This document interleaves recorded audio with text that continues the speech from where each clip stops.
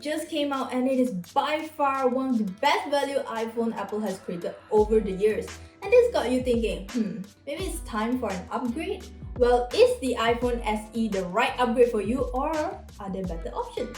There may be better options, but let's just take a look at the iPhone SE first. This is not the iPhone SE, it's actually the iPhone 8, but the iPhone SE will look exactly the same design-wise, except that the Apple logo will be going lower so that it matches the newer iPhones. The iPhone SE might just be the best-selling iPhone in 2020, mainly because it's a budget flagship that lets you experience the whole Apple ecosystem without having to pay a premium price. It has the body of an iPhone 8, but it features some of the internals of the iPhone 11. You get the same A13 Bionic chip used in the iPhone 11, which is a huge leap from the iPhone 8. It's a powerful chip that has helped increase the battery life in the iPhone 11, so I can only imagine that it will do so much better in the iPhone SE, especially since it has a smaller display. Also, the iPhone SE might just be the phone for those who aren't a fan of big screens. With the iPhone SE, we're missing out on the ultra-wide lens and the telephoto lens that is seen on the higher-end iPhones, but we're still getting the same 12-megapixel camera and features like Smart HDR, Quick Take, and even Portrait mode. So this is even better than the Portrait mode on the iPhone 8 Plus because it has advanced bokeh and depth control. Even with the iPhone 8 Plus's bigger display, the iPhone SE is still a worthy upgrade because it has better performance and efficiency. Also, it comes with dual SIM support, Gigabit class LTE, and Wi-Fi 6 support.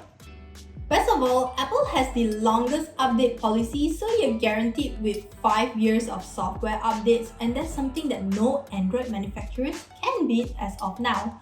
There's also no need to be concerned with bloatware when it comes to the iPhone, and if you're going to sell your phones years later, just know that the iPhone will have a higher resale value than Android devices. For a budget flagship, the iPhone SE also has wireless charging and an IP67 rating, a very important feature if you're someone who likes to bring your phone to the bathroom. That's also something that Android devices with a similar price range can't offer. If you're an older iPhone user, and by older I mean the iPhone 8 or anything before that, then you are also getting a sense of familiarity with the iPhone SE. You get the compact form factor, the home button and Touch ID, which isn't bad in our current situation since most of us have to wear face masks anyways. The only thing you're really missing is the night mode on the iPhone 11 that caught quite some attention, and the 3D touch that was available on the iPhone 8. Personally, I didn't really use the 3D touch anyways, but the night mode is a feature that I would have loved to see on the iPhone SE. But let's admit it, iOS isn't for everyone. Some of you may have already set your heart on Android devices, so here are some Android alternatives if the iPhone SE just isn't your cup of tea. The Samsung Galaxy S10 Lite will be a great option to consider instead of the iPhone SE. Though Samsung devices usually only get about 2 years of Android updates, the S10 Lite has the upper hand when it comes to display and cameras. Not only are you getting a bigger Super AMOLED display, you're also getting more versatility by getting 3 lenses on the back and a 32-megapixel lens on the front. Plus, there's also expandable storage, so even if you get the 128GB variant at 2,699 ringgit, you can add up to 1TB of storage via a microSD card. The S10 Lite also comes with 45W charging, which tops the 18W charging in the iPhone SE. And then we have the OnePlus 7T priced at 2,199 ringgit that still has a lot to offer. It's another Android phone with a huge display at 6.55 inches and it supports a 90Hz refresh rate. Pair that display with a Snapdragon 855 Plus chipset, watching videos and gaming will definitely be more enjoyable as compared to the iPhone SE's 4.7-inch display. But similar to the iPhone SE, the OnePlus 7T doesn't have an expandable storage, but it has a bigger RAM and an ultra-wide lens, a telephoto lens alongside its 48-megapixel lens. It also has 30W fast charging, and although it still falls behind Apple when it comes to software updates, at least it offers a minimum of 3 years of Android updates. But let's not forget that we also have the flagship killer brand Xiaomi. The Mi 90 Pro that was launched last year not only has a 48 megapixel triple camera setup, but also a big display and a Snapdragon 855 chipset, but it's 400 ringgit cheaper than the iPhone SE.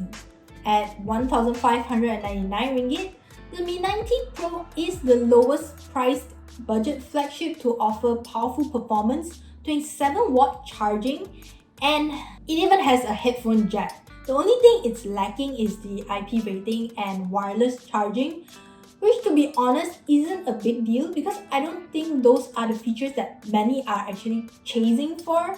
Sure, it'd be nice if your phone is water resistant and you get to wirelessly charge it, but even if your phone has an IP rating, you wouldn't wet it on purpose, and unless brands start including wireless chargers in the box, it's unlikely that people will spend the extra cash just to get a wireless charger. Now, the last Android alternative I have in mind is the Realme X2 Pro, the newer smartphone brand in the market. You're paying 2,399 ringgit for the X2 Pro, but you're getting 12GB of RAM and 256GB of storage. Almost hard to say no to the X2 Pro because of all it has to offer. You get a 90Hz AMOLED screen, a Snapdragon 855 Plus chipset. You're even getting a 50-watt charging support for its 4000 mAh battery. And among all the Android phones I've mentioned, the Realme X2 Pro takes the spot for camera versatility. Apart from its 64 megapixel main lens that will get you better details in photos, you're also getting an 8 megapixel ultra wide lens, a 30 megapixel telephoto lens, and a 2 megapixel portrait lens. The only downside to this phone is the absence of an IP rating and wireless charging support. So, will you be upgrading to the iPhone SE or will you be going for the other Android alternatives? Let me know in the comment section down below, and feel free to include any other phones that you think could have made the list. Thanks for watching, remember to click on the subscribe button, and until next time, bye bye!